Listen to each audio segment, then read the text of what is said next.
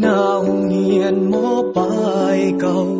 มันก็คิดทั้งเรื่องของเฮาขึ้นมาทั้งเรื่องมันแสนนานผ่านกาลเวลาแต่คิดขึ้นมาเมื่อได้แล้วใจเยี่ยมอยู่ที่ห้อง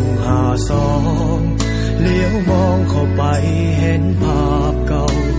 ภาพที่สองเฮาเคยนั่งเฮียนโต๊ะตั้งไม้เก่าๆที่เฮาเคยใส่นั่งขีดเขียนข้างฝาห้องเฮียนเขียนว่า I love you คิดทั้งชีวิตม.5 คิดทั้งคนฮักตอนม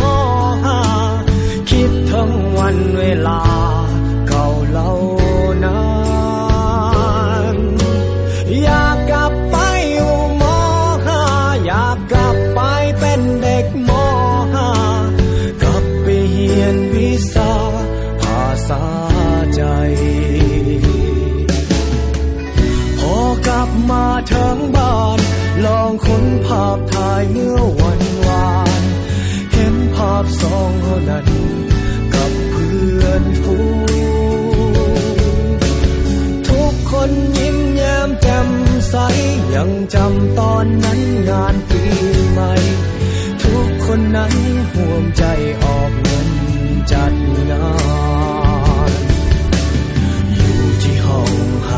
52เลี้ยวมองเข้าไปเห็นภาพเก่าภาพที่สองเฮาเคยนั่งเฮียนโต๊ะตั้งไม้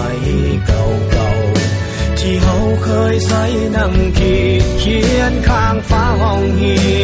ยน